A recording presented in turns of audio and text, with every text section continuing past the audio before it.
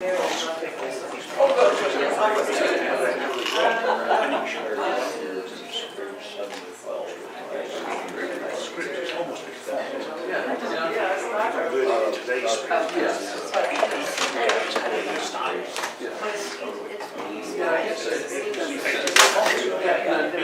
on the same, but it's also very vocal. Right, yeah. And now he's very vocal. Staying over you can push both. But he's also been vocal in the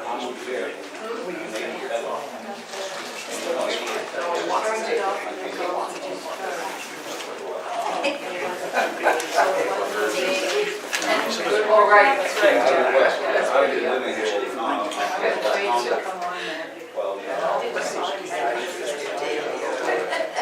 Have you seen them? Yeah. What's your example page? Two. Did you see his example page? No, I didn't see it. Yeah.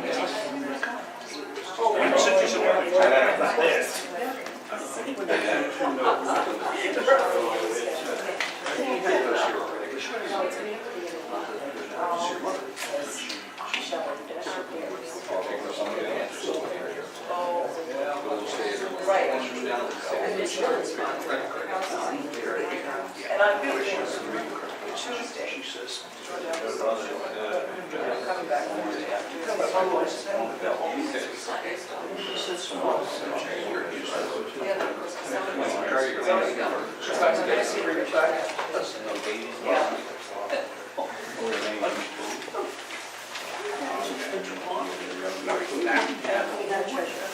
Oh, good. You know? Alright,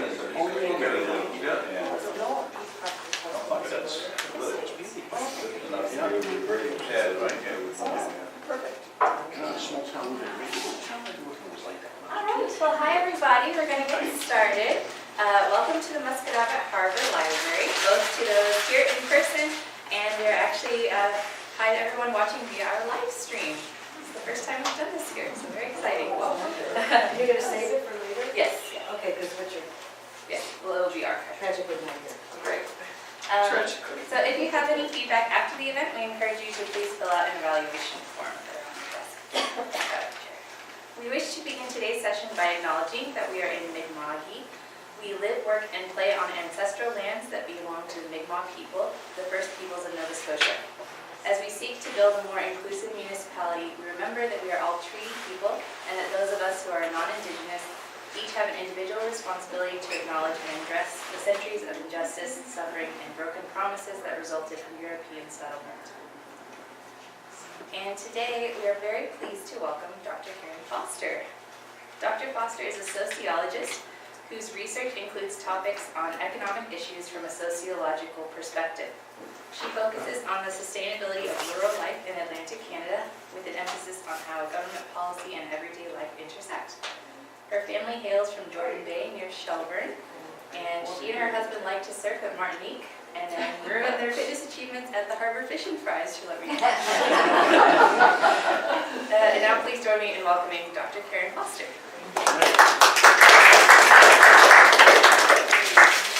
Thanks very much everyone for coming out, and I think that there are as many people here as there were for a similar talk that I gave at the Halifax Public Library, only it was in a gigantic room, and it was really sad because people were just sort of scattered around coughing.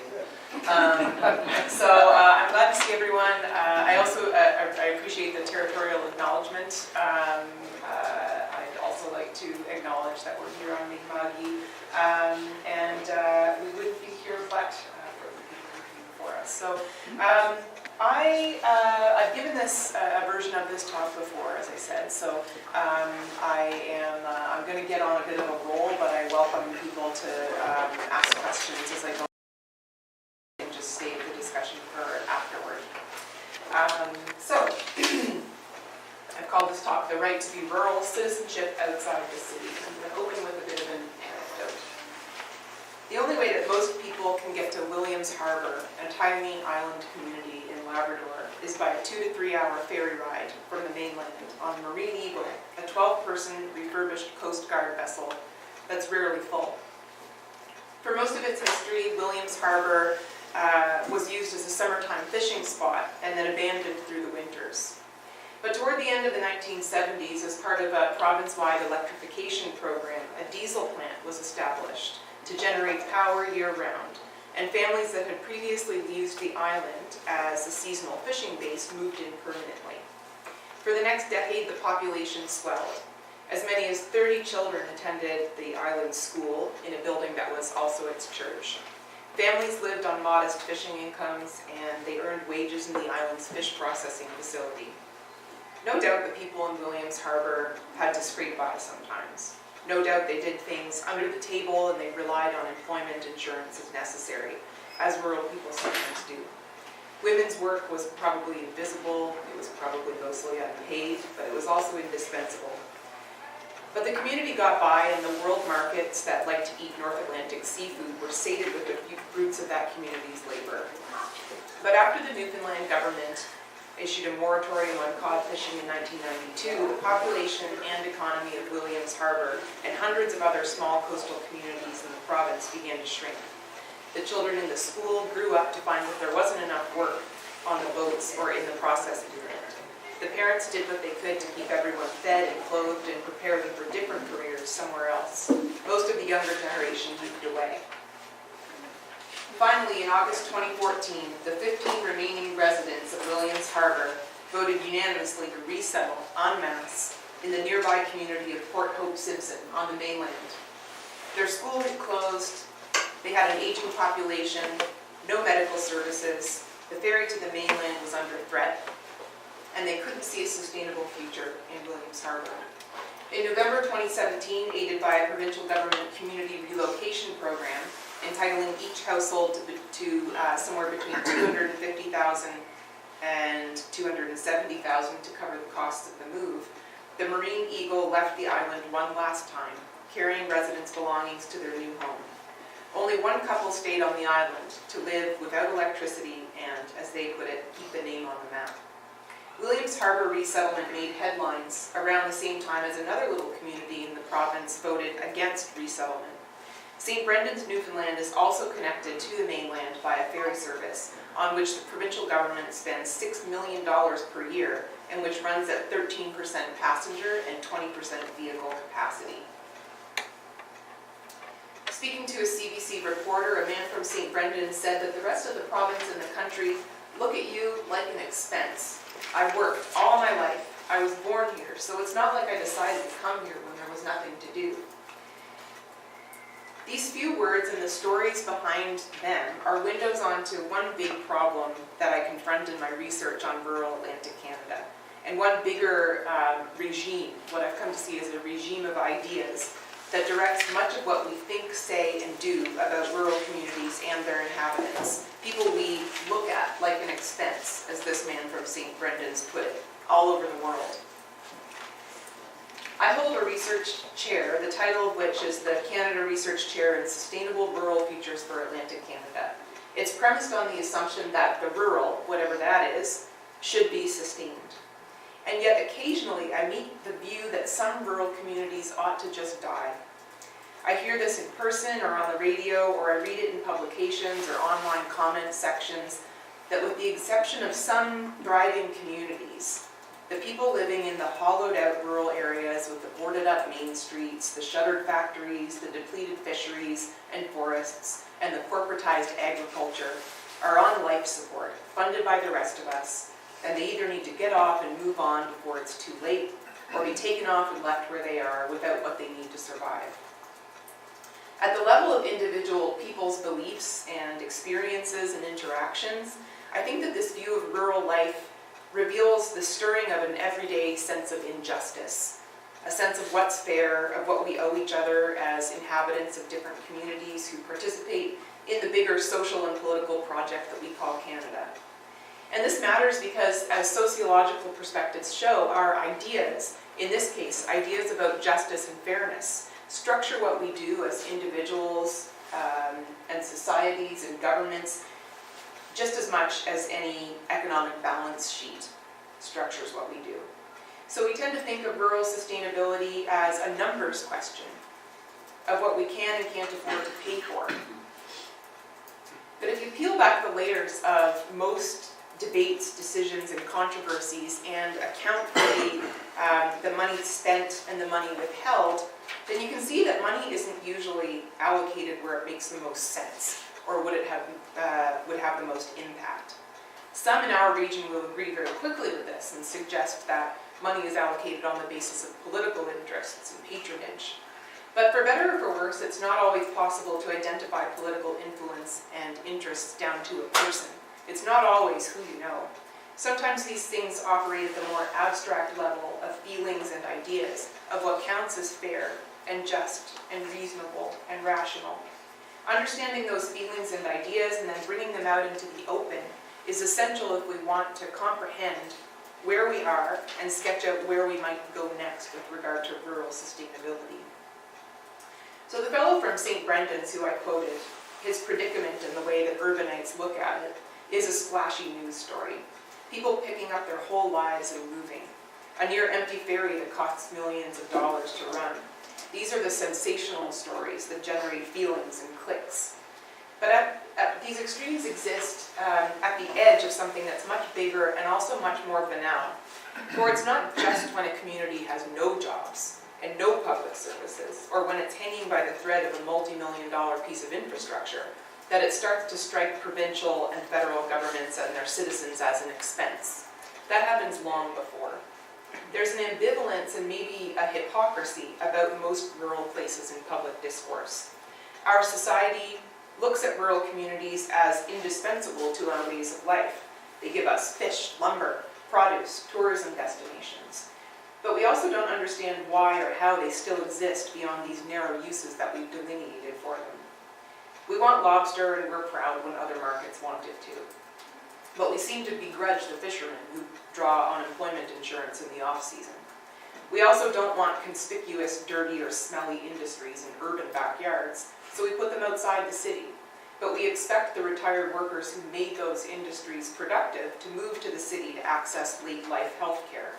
We have difficulty accepting that our taxes should pay for rural elderly people to age in place after their careers are over.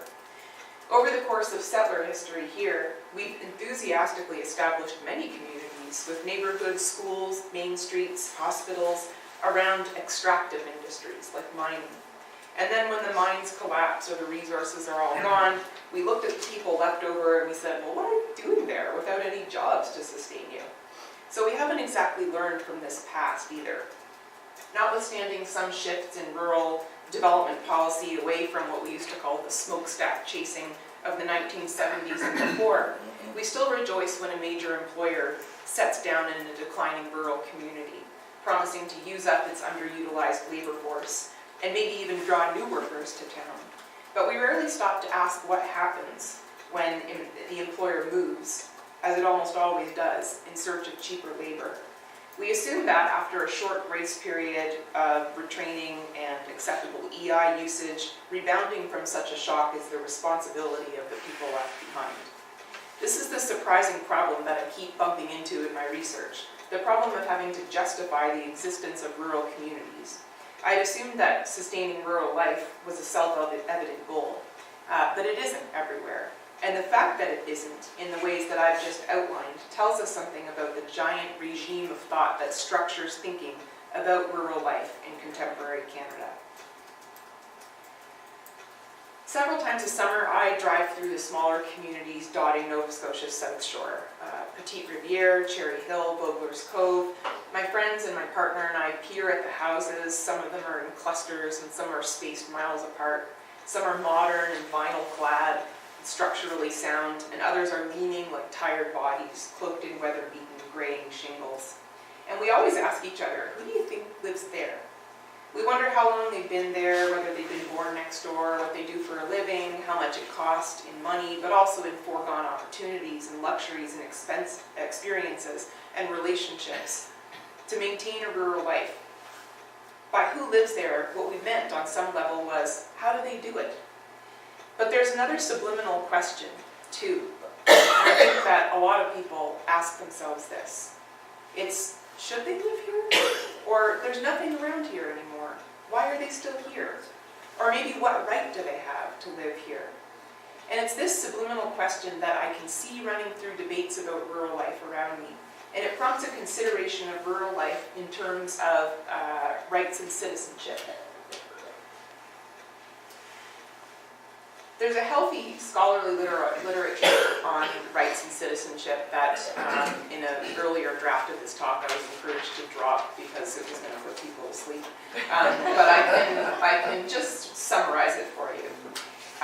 Across disciplines and across national boundaries, academics conduct research on what it means to be a citizen, what it means to have rights, and how these things have changed over time. Their work is important because it shows us that citizenship is really just an idea whose meaning and practical application and its impacts on our lives have varied over place and time. And therefore, what we say and think about citizenship matters. It's revealing. It doesn't just reflect reality. What we say and think can actually change the world. At the heart of most theories of citizenship is the notion of rights, for which sociologist Margaret Somers are simply legal claims brought to bear on a state. So if you've got rights, typically you have to be making that claim to the state in order to fulfill them. It's not something that you just have in the abstract. Citizenship is something like a bundle or package of those rights. Or it might also be a status that confers rights on people. And importantly, for experts and probably most lay people, citizenship also comes along with duties or responsibilities.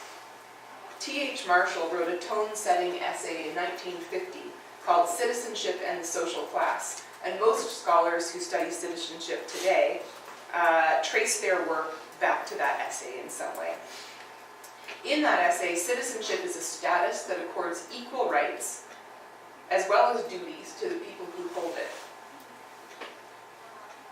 Marshall and the hundreds of scholars that came in his wake tell us that although what it means to be a citizen has and continues to evolve, citizenship is, at its core, the relationship between people and the nation-state to which they belong. And it's expressed, if only partially, through the rights and duties each expects of the other. So to be a citizen of a particular state is to be able to hold that state accountable and to be held accountable by that state. Accountable for what? Well, that depends. Obeying the law, mainly. But in Canada, we've also got pieces of legislation like the Health Care Act that outline, however vaguely, the state's obligations towards citizens and their duties in return, as well as the additional layer of the provincial and federal government's obligations to one another. There's a degree of nuance and specificity to what we have coded into law and what we expect of states and their citizens that is unwritten, unsaid, and mostly unexamined, until it becomes controversial, as it does, I think, in the question of how to sustain rural communities. When Marshall was writing in 1950, he was writing in post-war Britain. And he was writing at a time when state-funded social services had just popped up and were expanding rapidly and replacing a system that had previously been pieced together by churches, philanthropy, and other non-governmental sources. So in other words, Marshall was living through the creation of the publicly funded social safety net that we now call the welfare state. In Canada, many of us are very proud of how strong and robust this safety net is. And in his essay, T.H. Marshall argued that the welfare state, so new in his time, represented the acknowledgement that citizenship alone hadn't been enough to guarantee equality. So just being a member of the state didn't mean that you had equal rights and equal living conditions. Equality demanded something more complex, and the welfare state to Marshall was that more complex thing. It expanded citizenship beyond some bare civil and political rights to include what he called social rights, the right to a decent standard of living. For Marshall, the welfare state was a signal that citizens could expect from their nation-state a modicum of economic security, in addition to basic civil and political protections like free speech and the right to own property. So scholars who study citizenship in Western democracies today argue that the social citizenship that underpinned the generous post-war welfare state of Marshall's time has transformed into something more contingent and contractual than automatic, universal, or equalizing. So what that means is that scholars today note that belonging to a particular nation state doesn't entitle people to a decent economic standard, not in practice anyway. I mean, it might somewhere in the law, but if you look around the world at people's living conditions, sheerly belonging to a nation state doesn't guarantee that you have even the bare necessities. Today they say citizenship is merely a set of practices that determine who counts as a member of a nation state and what kinds of and amounts of resources they are owed on that basis. Margaret Somers describes this form and function of citizenship as contractualized citizenship. And by that she means that citizenship today looks more like something that you earn through civic participation. And civic participation is defined narrowly and problematically in economic terms. So today, employment is the primary exercise of civic participation, being a productive member of society. In plain, no matter how it's defined, academics who study citizenship today say that it's become something that only meaningfully applies to people who work for pay or are otherwise economically productive members of society. As Somers puts it, this is the model by which the structurally unemployed become contractual malfeasants. So in other words, that's very wordy, but what she means is when people become unemployed, or maybe just underemployed, unemployed in the winters or something like that, when their employment income doesn't meet their basic needs, and they turn to some other kind of help to cover expenses, they are judged to have let down their end of the citizenship contract and are deemed unworthy of the earned privileges that comprise citizenship. Contractual malfeasants, people who've broken the contract, are people who are treated as superfluous or extra to the aims of the market and who are therefore denied citizenship's powers and rights. Many other thinkers in philosophy and social science and geography have advanced in different ways the idea that our current economy, which is it's liberal and it's capitalist and it's late modern, when it runs exactly how it's supposed to and designed to, it creates, and in some cases needs, superfluous populations. The people in these populations have been called, and this is in a critique of the system, not in a critique of the people, wasted lives, human wastes, and modernity's outcasts, disposable and abject. These terms all roughly point to the same group of people encapsulated by the term contractual malfeasants, those who are deemed unnecessary for the operation of economy and society, possibly even a burden to it, and who are therefore denied through direct and horrifying neglect, or just through banal and slow-moving bureaucratic indifference, some or all of the goods and protections that other scholarship lumps under citizenship. And there's one little risk illuminated at the intersection of these ideas. The transformation of citizenship and the outcasts of modern and late modern society and economy. The risk is that we erroneously see the transformation of citizenship as something that's just recently happened and been triggered by the excesses of capitalism. But a careful genealogy or a history of this idea reveals that even in the heyday of social citizenship rights, as embodied in the post-war welfare state, we were looking at a blip in a longer history in which citizenship has consistently served capitalism, saving capitalism from itself in crises. So even in T.H. Marshall's history, citizenship was largely allowed to grow in the first place, the social citizenship that he was interested in, because a capitalist market economy needed people to be free to own property and move for work. Capitalism created citizens with rights and mobility. Capitalism deposited and continues to deposit citizens where they're needed for industry, and it has abandoned and continues to abandon them when they're not needed. And you can see this whether you like capitalism or you don't like it. It does put people where it's needed to make money. Does this help explain what's happening in rural places? The story of Williams Harbor tells us something about 21st century citizenship and rights. What do we owe the people left behind when the natural resource that they were put there by capital to extract goes extinct or endangered? What do they owe the rest of society in return for basic services such as the right to operate a school, employ a teacher, issue diplomas, and keep the lights on? What do they owe the rest of society in exchange for telecommunications infrastructure? What about expensive and complicated things like funding and licenses for a ferry linking to the mainland? What earns them the right to simply remain in the absence of any of these things? What kind of status, practice, power, or relationships must we have in mind when we say that people in these shrinking communities are citizens, as surely we do, but that we cannot afford the costs of healthcare, education, and transportation for them? Does the concept of contractual malfeasance capture the place of the out-of-work lobster fisherman, the Alberta-bound Atlantic oil worker, or the woman making and selling jam under the table from wild berries that she's harvested by hand? Does it capture the status of their children? Is there some sense in which these people have let down their end of an unwritten contract and therefore their schools and hospitals should be defunded? I don't think so. To consider these questions, we must bear in mind some facts, and there are still facts, even in a sociology like mine that draws on some postmodern theories. The first is that there is no perfect direct relationship between the amount of money collected in taxes from one particular place and the amount of money spent on local services there. For the most part, taxes are like insurance.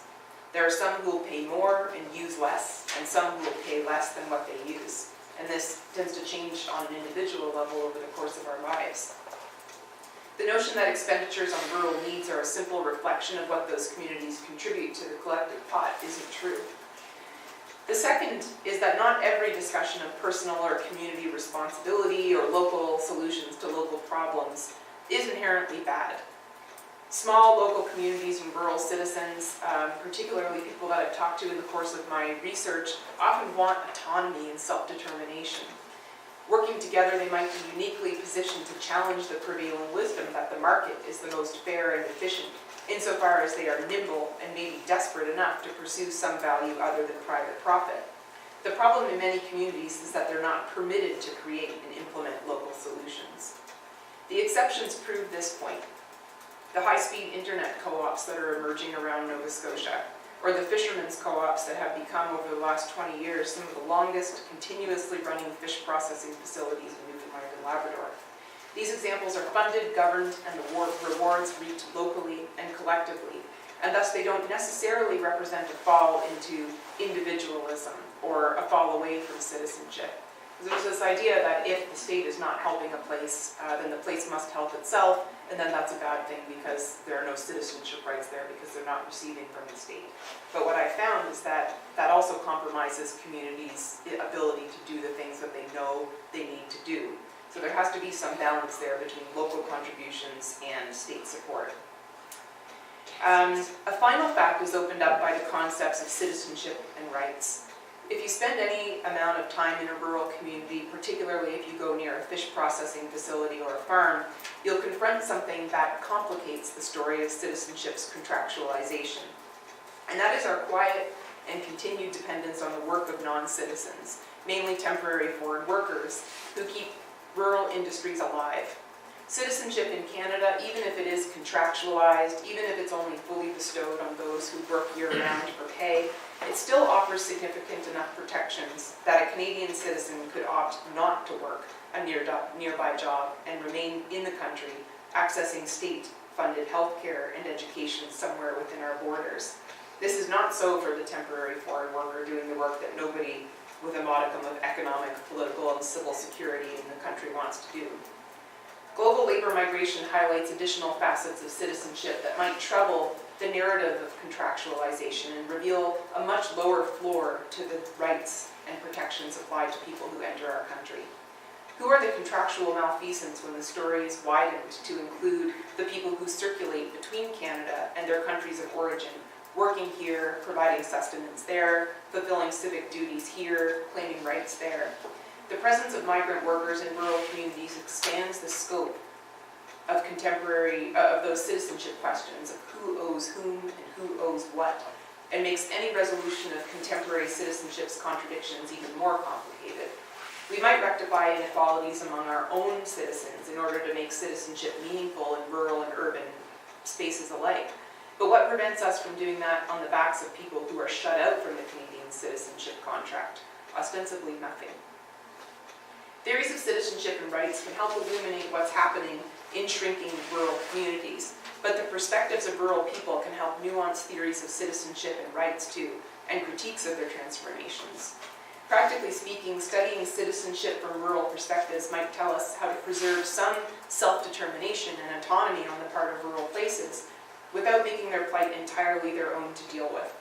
It's imperative that we confront and wrestle with the question of the Canadian state and citizenry's obligations to each other and to the people, the temporary foreign workers and their families, whose lives are implicated in our economy and our society, but who cannot bring legal claims to bear on our state. At the very least, these questions might help reveal what kind of regime of ideas makes the links between rural citizenship and sustainability hard to put into words. Debates over rural infrastructure and investments, over responsibilities toward dying small towns and villages are a window onto the intersection of the two processes that I outlined in this talk. The creation of superfluous populations by capitalism here and abroad, and the limitation of citizenship to people who are economically useful in a very narrow sense of the term, and only some of those people at that. So in studying these debates, the sensational stories, but also the banal, we see just how intertwined citizenship and capitalism are and may always have been. So that is all I have, except for I wanted to make a plug for some current research that I'm doing on a related topic. I am studying what happens when a rural family business needs to be handed on to the next generation. So I'm looking at people who have farms, fishing operations, or small businesses in a rural area, preferably people who are approaching retirement or thinking about it and who may or may not hand their business on to their kids. So if you know anybody who fits this bill and you want to put them in touch with me, I have an address, just rural@dal.ca, and I would welcome any leads whatsoever, because it's a pretty narrow population, and people who are very busy, particularly up to this point in firms. So thank you very much, and I welcome questions, comments, anything. Are you familiar with seeing like a state Yes. book? Yes. Okay, good. Yeah. You know, I hadn't drawn it into this research though, so that's a good point. I just, it's like, you know, I keep saying, everybody should read this, everybody should, Yeah. you gotta understand the higher.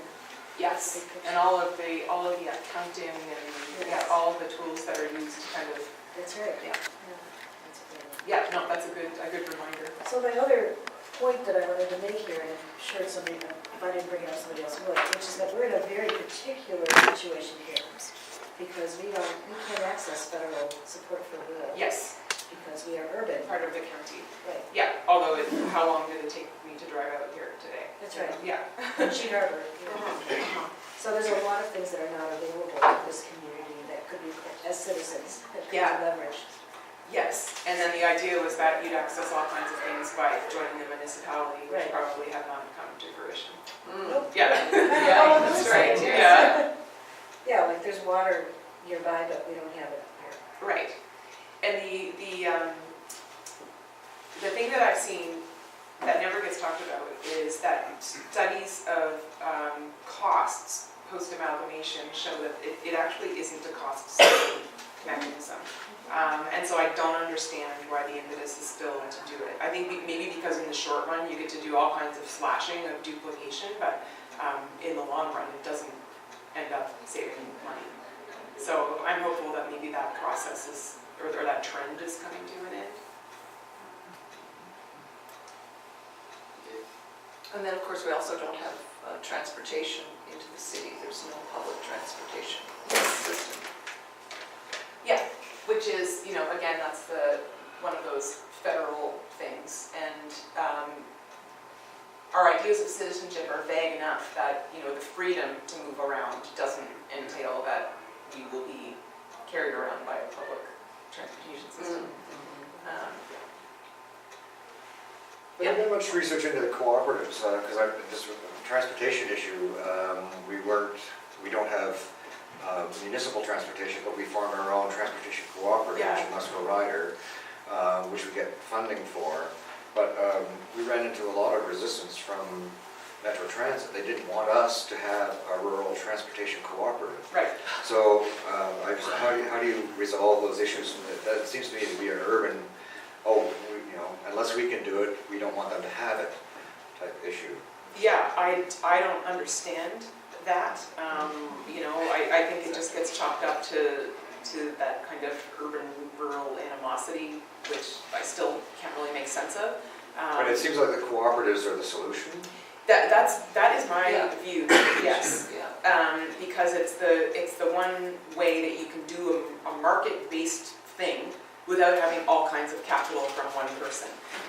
Because some of the most sensational rural rebound stories happen when some rich person moves to town and just spends a buttload of money on, setting up a service or an inn, for example. But that not every community can wait around for that. So I have seen so many examples of cooperatives, whether they're actually formal cooperatives like you have with Musco Rider, or just shared kind of like partnership, businesses that come together and buy a space and occupy it together. And like rural places are, I think that there's a lot of potential for that, where there tend to be stronger social networks and less of a transient population. So yeah, there's one, the Nova Scotia Cooperative Council is supposed to help with stuff like this. I don't have personal experience with them, but it's their mandate is to kind of spread the gospel of the co-op and help people set them up. What would you consider to be the 3 key institutions that sustain rural communities? Oh, wow. That's an interesting question. It is. Education, the schools, definitely. Interesting. Sorry. Education, health. Yeah. And then the other one you said was transportation. Yeah, if I think beyond the state, like what's actually happening now is that volunteer organizations are sustaining rural places. Churches and community groups. That's who's doing the work on the ground now. But if we look at what states are supposed to offer, I think schools are essential. And what I think the push lately from rural communities has been to recognize that schools are more than just places that we send kids to. And they need to also serve as community hubs. And that program around hub schools was a big disaster, but the idea was great. I would say schools and hospitals, and I think transportation. Yeah.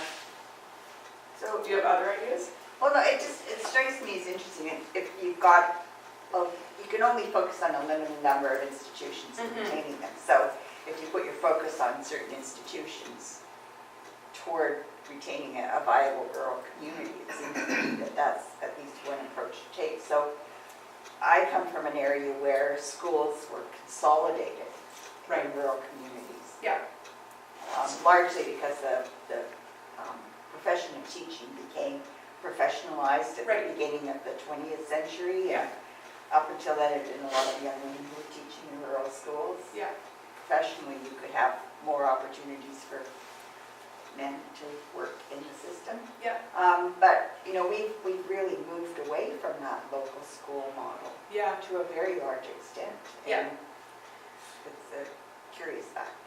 Yeah, and I have a grad student that's doing research on what happens when a rural school closes, because there's and also how the decision gets made, because there's We're going through this. right. She's going to do this. She was going to do it in Maitland, but I think that the process is too far along there. But in any case, she's curious about what role does the school actually play? Because people who are fighting to keep a school say it's the hub of the community, and that this is just going to be it's going to be the death of our community if we lose a school. But then, there's a lot of places that have bused their students an hour away and the communities are still kicking. And so she wants to do, she doesn't want to accept that as being evidence of success of consolidation, but to say, like, what have they lost? What have they gained? And is this really the best option? Because it's a lot like amalgamation. I think the aim is that you reduce duplication and you decrease costs, but there's all kinds of externalities that people don't take into account, and it probably ends up costing the same amount. I'll go back. Yeah. How unique is HRM in Atlantic Canada? In the sense, what I find here is we're being regulated out of existence Yes. by our municipal government. The planning regulations are just so strict and so cost prohibitive that rural communities can't grow anymore, and that's intentional. Something that is becoming prevalent in other areas, or are we unique in what's going on here? No, yeah, that is everywhere. I should say everywhere in comparable countries. Like if I look at research in Canada and Australia and Nordic countries and the UK, to varying degrees, that's the same thing that rural communities are saying everywhere, is that the government regulations that are set in the city center are totally out of size and they don't fit with rural life. Well, even the politicians have stated in the HRM that is the plan. They want to move development onto the peninsula. Yeah. Population base there because it's much cheaper for them to service. Right. And as a result, it's impossible for developers to create a subdivision for affordable housing in rural communities. And it's Yes, and there's this sense that, like, well, it's sort of like they've given up on the idea that services are going to remain in rural places as well. And so they use the excuse that environmentally it's better if we have, more development in the center, and because then there's not as much sprawl. But it forgets that if you lose population out here and then you lose services like banks and other things that people need access to, then you're driving all the way into the city to get to access to these things. And so the environmental costs are just as great. And the only message I can take from it is that they're just waiting for rural places to die. And yet the GDP produced in rural places is so significant. Like it's like they're not looking at the numbers while they're making these decisions, not the financials, or even the demographics. So I totally agree, and I've seen it in I'm not an anti-regulation person, and what I'm seeing in rural communities is that there's the acknowledgement of the need for safety regulations and all the things that make sense, but then if your school needs to have an intercom in order to survive and your school is 3 rooms, then it just makes no sense. Yeah, my comment was that, very much related to yours, that how many years ago did we have to go to council and fight the fact that they wanted to demote Musquodoboit Harbour to not, that it was not a local growth center. We had to fight and stand up to council and say, yes, they did want, and they do use those concepts of sprawl. They don't want sprawl. Yeah. They want cluster groups in Musquodoboit Harbour, although they were not promoting development from different developers.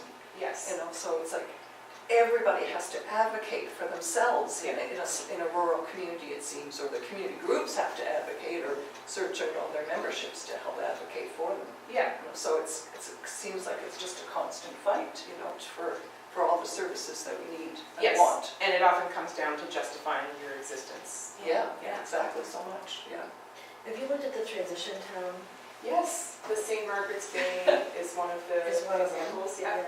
Yeah, I was really into this transition town movement at the beginning of my chair, and I still am. We have some research coming out of our department on transition towns and alternative currencies. And now I'm part of a bid going forward to create what they're calling a drawdown hub in Atlantic Canada. So that's about reducing carbon footprint. And these are mostly rural people who are putting this stuff together. It's not urbanites talking about decreasing impact on the environment. And I should say that's also most of the climate change talk that I see is coming from rural communities who are facing rising sea levels Yeah, and yeah. who see the impacts, right? Yes. Sorry, can you Yeah. define transition town? Oh, sure.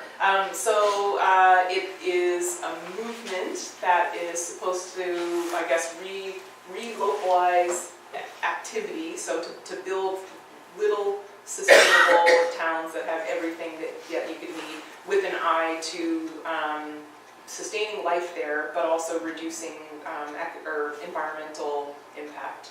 I think I've got all the angles of that. And so who defines that? Like who says, okay, you're gonna be a transition town? It's a Like, movement. does It's it- self-defined, Yeah. and we Self-defined. actually started in 2010 a Mullers group here, Right.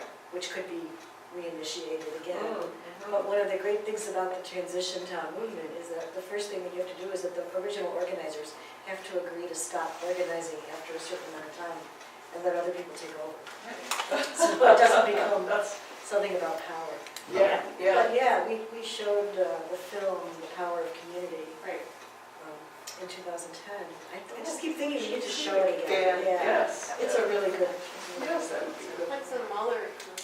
Muller means we're sitting around talking about it. Mulling it over. Mulling it over. I thought it was referring to the name. Yeah, is that a status that I know there's a little map that they Yes, tell you yes, who's, yeah. yes. Yeah, Muscatine Harbor, we claim the whole Eastern Shore. We're Muller's Eastern Shore. But nothing's been done about it for a while. Although, I have to say that we did, one of the things that led to the business case for the high school was a group of us, of the organizations in Muscatine Harbor got together in June to think about how ways we could partner. So there's a real consciousness and conscientiousness, I think, in this community about partnering and solving problems together. Yeah. So. Yeah.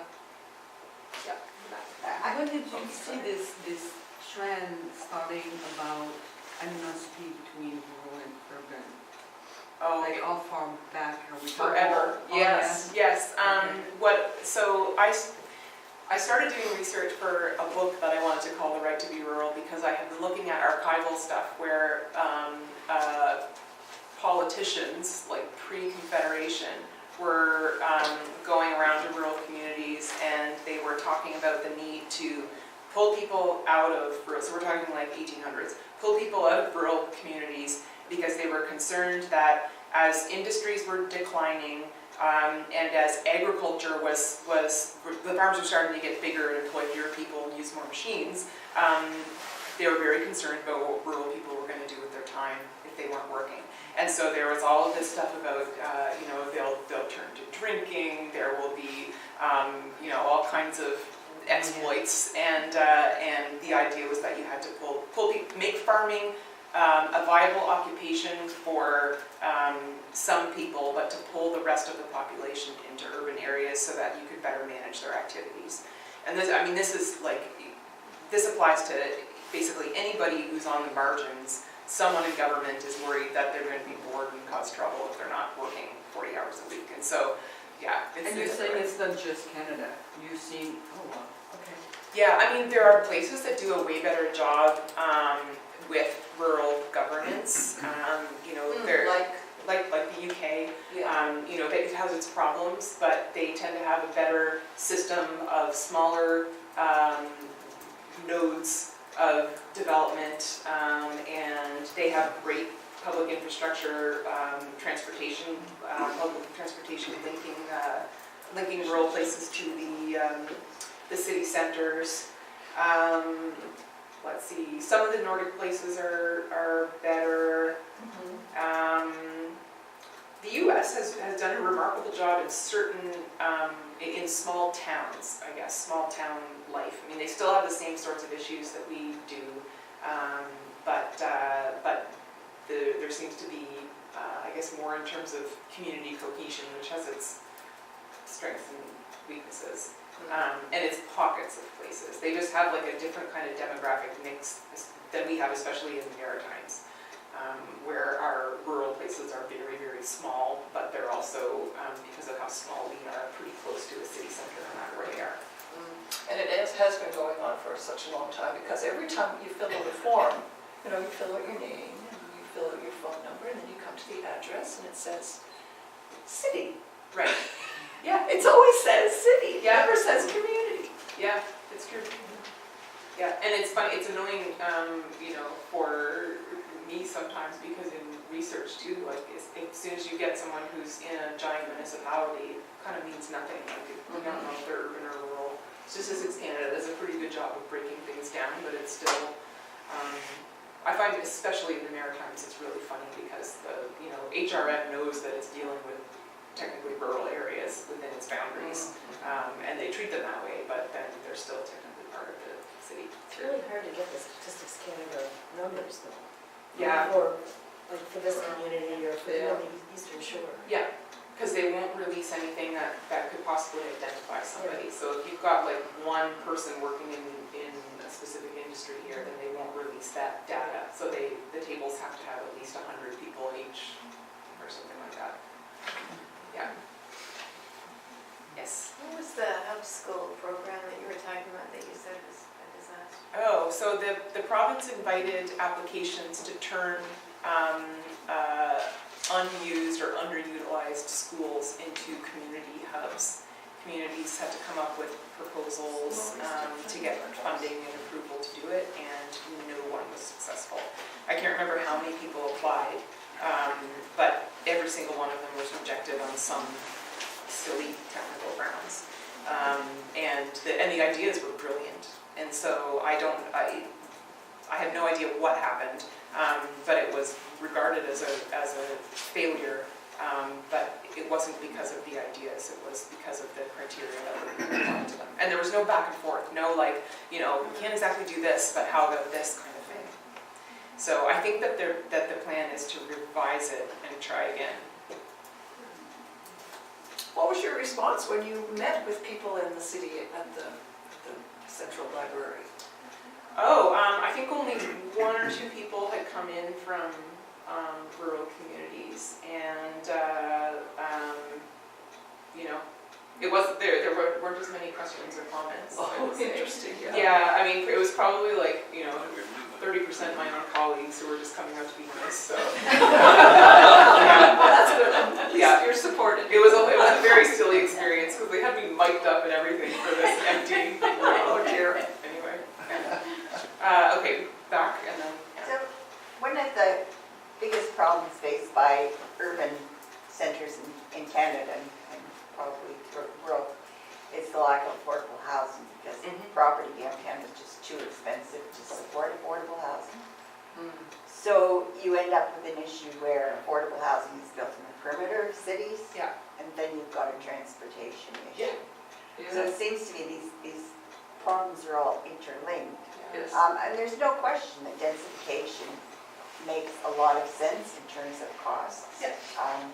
Building near high transportation networks and so on is obviously the way to go in cities. But we need, I come from Ottawa, where we have a large Yes. rural base in the city as Yeah. well as an urban.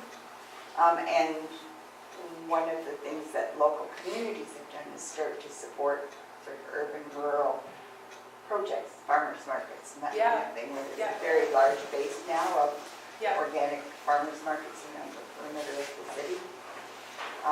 But your issue about passing farms on is a big issue for those folks. Yeah, it really is, and also just the viability of being a small farm.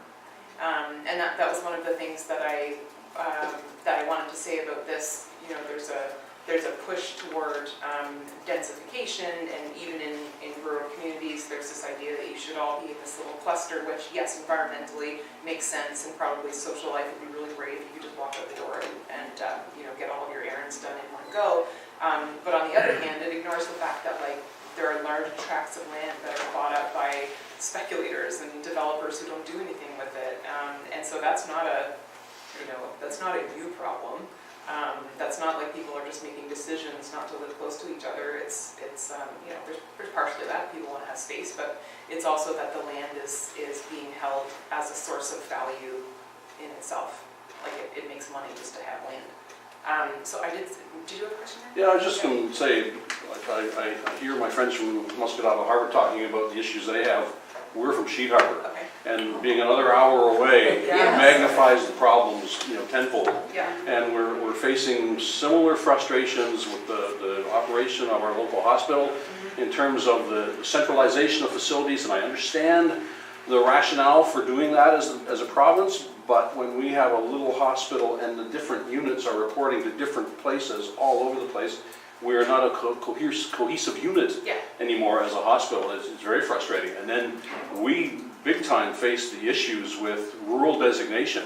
Yeah. And we have been fighting this on a particular issue for our healthcare services, and it looks like we will get some relief. We finally are making some headway in Ottawa that will allow Stats Canada to say, hold on a second, yeah, you're part of HRM, but HRM is 200 and some kilometers long, and there are rural designations that need to be there. Right. It doesn't make sense when Sheet Harbour is not considered rural, yet New Glasgow is. Right. As a classic example. Yes. And so we've also discovered in trying to resolve some of the issues with our local community that we have to stand up and do things ourselves.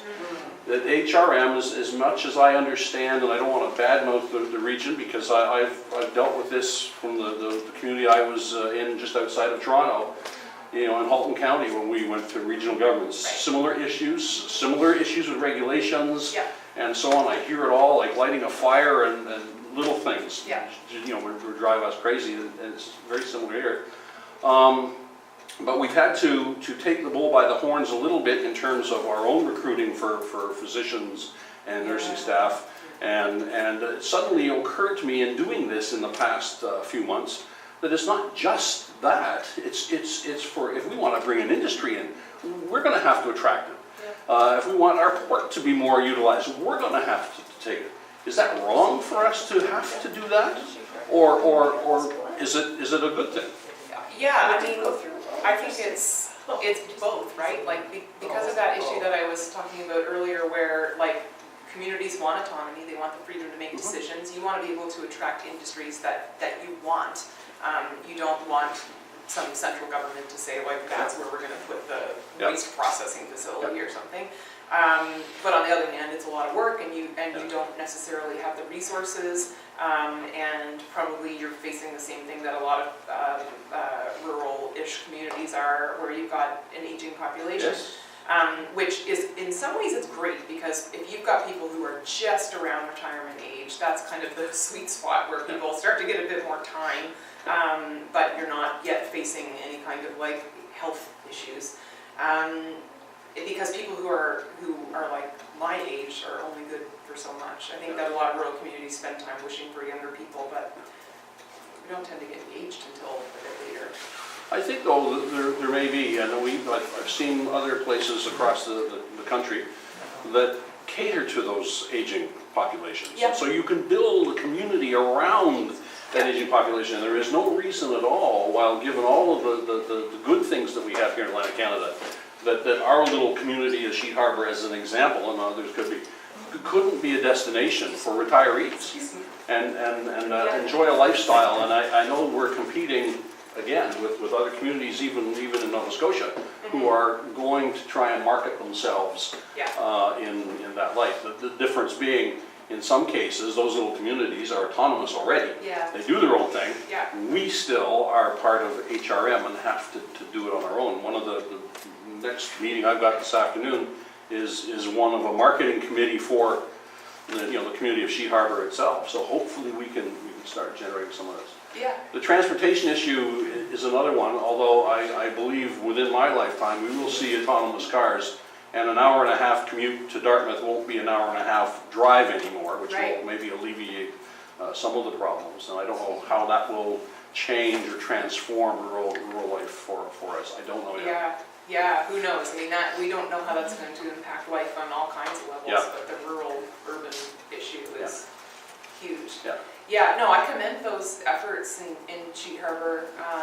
It's hard work. Yeah. But what you're talking about is also something that I keep hearing, and it's that the task that rural communities have now is making themselves attractive places to work and live.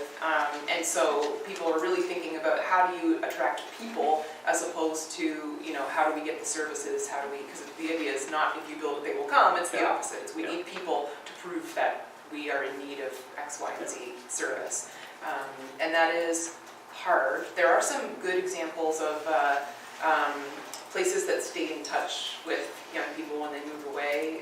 They have newsletters that keep people up to date on what's happening in the community, based on research that shows that young people who move away want to maintain a connection, and they're more likely to move back eventually if they don't feel like everyone else has left or nobody will recognize them anymore. So it's small, but even a handful of people makes a huge difference in a small population. Yep. Okay, so yes, you first. I hear about the happiness index, and I'm wondering if you have done any research on the difference between people, like you said, you're driving through rural communities and wondering what the heck do they do there, why are they still there? Yeah. And I think a lot of the reason is the happiness index, because they want to be there. Yeah. And I'm just wondering how that affects healthcare costs in rural as opposed to urban areas. If people are enjoying their life more, if they're happier in general, are they going to stay in their place and age in place more successfully than, because one of my fears is having to move to Baker Drive and living in an apartment somewhere. Yeah. I'd rather die hauling wood and carrying water. Right. It's Yeah. not like that.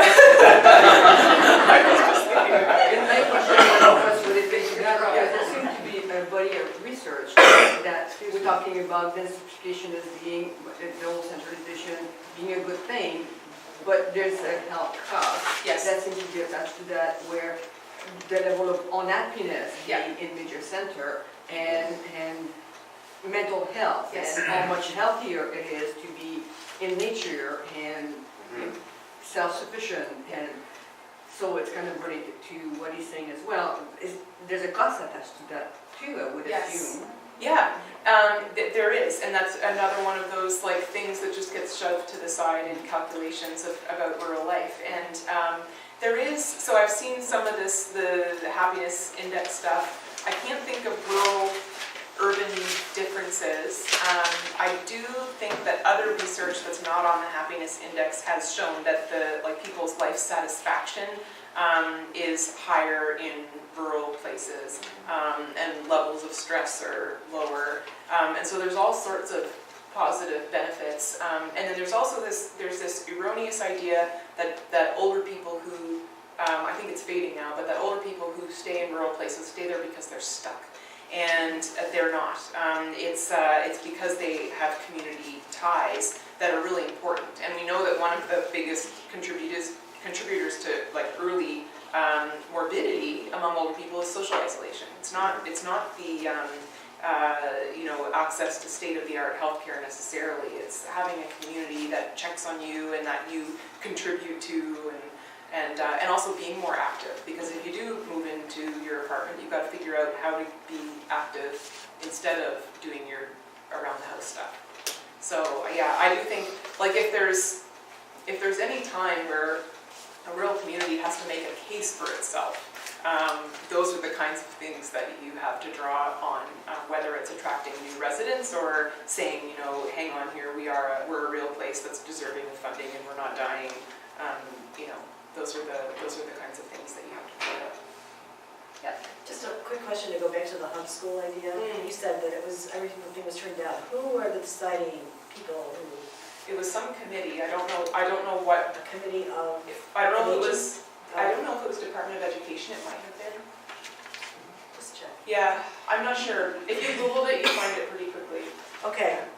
Yeah, the reason I'm asking is one of the things I think that we need to be doing more of is mapping who are the decision makers in order to be effective advocates. Yes, and one thing I will say is that, so I gave a talk at the Licensed Professional Planners Association of Nova Scotia, and everybody, it was probably 100 people,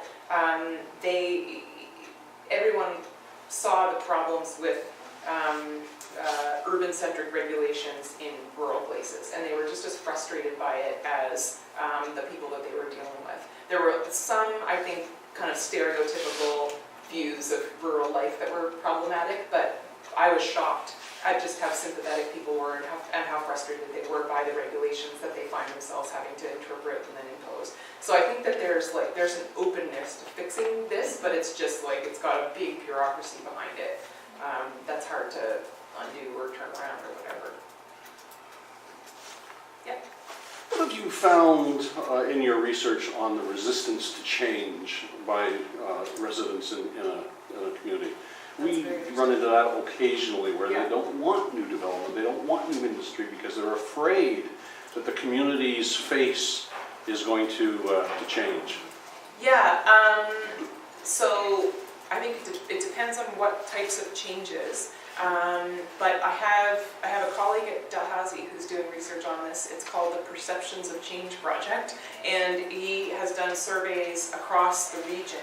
And I don't know that he's released the urban-rural comparisons, but what he's found is that contrary to the stereotype that Atlantic Canadians in general are change averse, that we're not. People are quite pro development, they're quite pro-immigration, you name it. Like any of the changes that we seem to think we're kind of backwards on, the trend is that we're fairly progressive, yeah.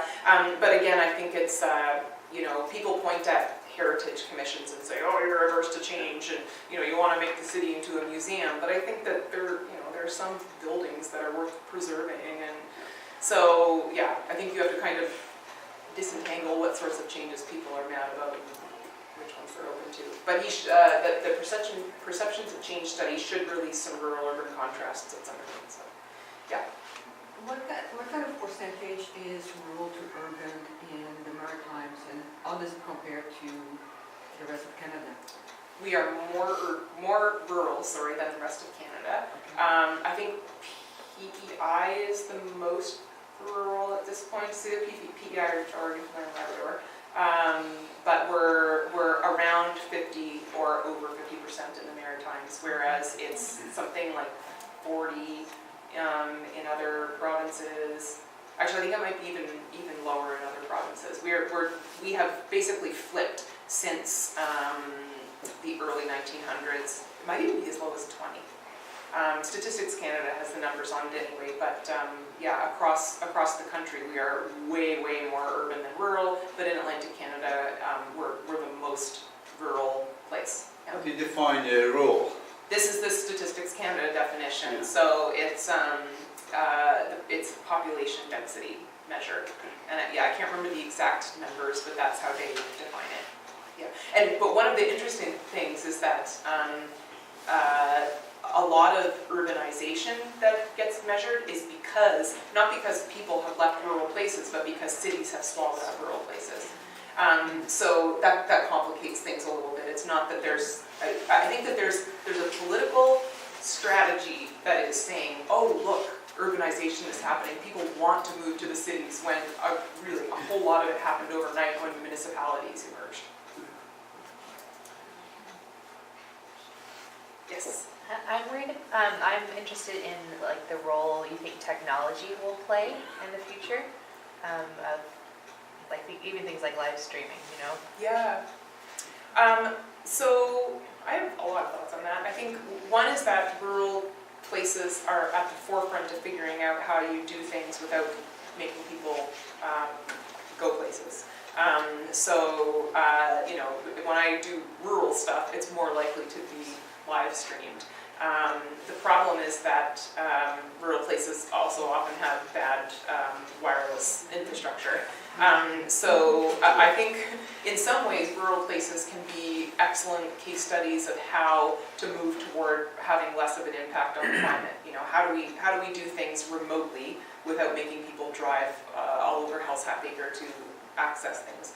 On the other hand, a lot of this hasn't happened because we care about the environment. It's happened because of the lack of resources being directed at rural places. So, banks are closing in rural communities. Sometimes the only bank in a rural community closes, and then they say, oh, well, you can just access it online. Look, it's the way of the future. But there are some, for some people, going to the bank every day was the main person they saw. And so there's a decline of community, of people checking on each other, of actual face-to-face exchange. So I think like anything, like technologies that we're dealing with now have a double edge. In some ways, they'll enable us to do things, but in other ways, they're going to harm us in ways that we have to figure out how to get around. Yeah, which brings up transportation. When Nova Scotia government deregulated gas prices, the only people who could afford to open a gas station were large corporations, so all the local gas companies shut down. We lost 70% of our local rural gas stations. Right. I'm wondering when electrical cars or electric vehicles come on, where you can have a solar panel on your roof that charges your vehicle, if that's going to change the dynamic of rural transportation.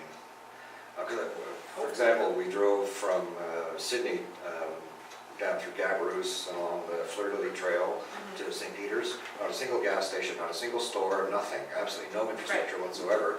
And I was thinking the same question that you were: is what are these people? How do they survive here? Yeah. But because you'd have to drive 30 kilometers to get a gallon of gas to drive to the store, which is only a kilometer in the other direction. Yeah.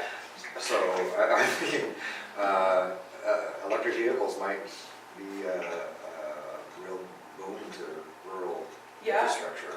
Yes, and one of the interesting proposals I've seen recently is in the Canada Post negotiations. The postal workers are pushing for postal banking, and what they're asking, what their vision for rural post offices is that they become electric vehicle charging stations, that they become banks, that because for the most part, even if places have lost their post office services, they still have the building, and Canada Post still owns the building.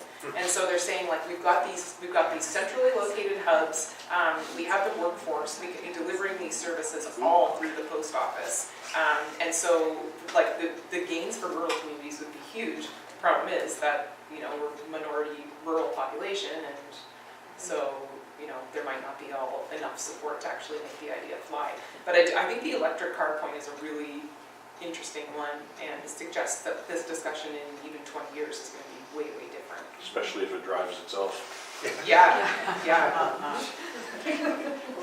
Just an historic point, banking with Canada Post is not new. No. It was done at the turn of the 20th century on the prairies quite successfully. Yes, and they also apparently, the regulations that would allow Canada Post to offer banking are still in place. Yes, they have never been struck down, so they could start doing it tomorrow. And to me, it makes so much sense, but I've just been, you know, I'm tilting at windmills, emailing the Prime Minister and saying, like, make this change, but, you know, it's not going to happen without a big groundswell of support. Another interesting thing was in northern Scotland in 2004, and they used the local, if you want to go from one town or one village to the next, you hop on the postal delivery truck. Why not? Mail delivery, yeah.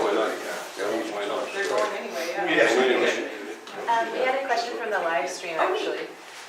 Thinking of projects like the new Blue Nose or the Yarmouth Ferry, what sorts of large-scale investments do benefit rural areas in a meaningful and long-lasting way? Gosh. Large investments. I don't know if I could name any really big ones. Maybe community centers, even though those are like recreation centers, even though those are very political, you know, where it actually gets put. Libraries, sure. But really big, I think the problem that I've seen is that there's no halfway step, you know, if there's going to be a ferry connecting a little community, an island community to the mainland, it's going to be this giant thing that's only 13% full. Why isn't there a smaller option? So I think the key is investments that are the right size and that are driven by the community's needs, and not by some, you know, business that makes a business case about how many profits they're going to reap, because communities don't usually see that benefit. I wish I could think of examples. It's a constant struggle in the capitalist market for people in rural communities. And I can remember a number of years ago when one of our major East Coast-based grocery chains decided to close a number of stores, not here but out west, that they had purchased and acquired. Not that the stores weren't profitable, not that the stores weren't providing a service to the community, not that the stores weren't employing people and so on, Yeah, but they simply weren't profitable enough and were pulling down the bottom line and the Yeah. share price. And you know, it led me to believe that, and I've said for years, big business has no morals when it comes to society and particularly rural communities. no, I completely agree, and I think that, you know, I think most people are wise to that, but then still kind of, you know, get excited when a big employer moves in, Yeah. or are desperate for, you know, the return of a big industry, yeah. And I also see a lot of frustration. Sometimes we have smaller stores and you know, in rural communities where things are a little bit more expensive Yeah. than they're going to be if you go into the city. But you know, I also use the phrase, use it or lose it. Yes. If you don't use the local facility, eventually it's going to disappear on you Yes. as well. So. Yeah, and I mean, and that, it points to another issue, which is that, like, there, you know, like any community, there are class divides in rural communities, and there are people who will make the very conscious calculation that it's cheaper to drive, Yep. you know, to Walmart once a month and get all of your stuff than to do it sporadically at the local places. And, you know, I can say that's wrong, but I know that if faced with the decision to put food on the table or not, that's what I would do. And so then the question becomes like more structural solutions. You know, how do you make it affordable for people to shop closer to home? On the other hand, you know, Amazon in particular has Yeah. revolutionized rural life. I know Yes. for me, I mean, I've been basically an urbanite until a few years ago, and it's amazing what you can get and not pay that much more or any more than ordering the stuff and picking it up in the city. Yes. So. Yeah, and you know, Amazon is another one of those double-edged things, because I like it. That is it everywhere in Nova Scotia, at least that I've been. You know, if you need diapers or a toothbrush, like you can get it on Amazon the next day without having to drive, and it is more cost-effective. Yeah. And so that's all fine, but then the question becomes, where do we work? Well, that's it. Yeah, and that's absolutely it. yeah, and Yeah. so and I'm open to the idea of a society where maybe we work a little bit less, and you know, but we have to figure out how people earn income and survive if we don't have bricks and mortar places for them to work. It becomes frustrating too to watch something like Sears vanish, because a lot of little communities had a Sears outlet and you could go and order things and what have you. And even growing up in rural Ontario, I can remember the Sears trucks and Eaton's trucks, you know, would service us in the catalog. I mean, they had essentially the equivalent of online shopping before I even knew what it was. Yeah, big time. And what an opportunity they missed. Yes, yeah, and they were also better jobs than Amazon Yes. jobs. Yeah. Yeah, Amazon jobs are killing people. Yeah. And Sears jobs, you know, for maybe their faults toward the end, were good jobs that people could work their whole lives in and support a family on. So that's another big loss. Yeah. Just curious if you know of any like socialist country, how they're dealing with their urban versus rural. We're talking about capitalism as being seemingly the root of all of this evil that's going on for us people in the rural. Is it the same case in a country where capitalism is not the key necessarily? I'm not really sure, and I think one of the issues is that any of our existing examples of socialism are in practice not what socialism looks like on paper, and a lot of there is no escape from the global capitalist system now. So it implicates everybody, no matter what their politics or what the structure of their economy is. I think that the best thing is thinking about how to regulate capitalism using sort of socialist principles, which are about meeting people's needs and taking from people according to their abilities, and putting people before profits. And there's a body of scholarship that says that there's room for that in capitalism, and that there's not capitalism isn't this one big beast, like it is in some ways, but in other ways, it isn't everywhere all the time. And there are pockets of people doing things differently, with different principles that could change it and make life better without necessarily having to have some political, like, overthrow. We've done our best. Are we all tired out now?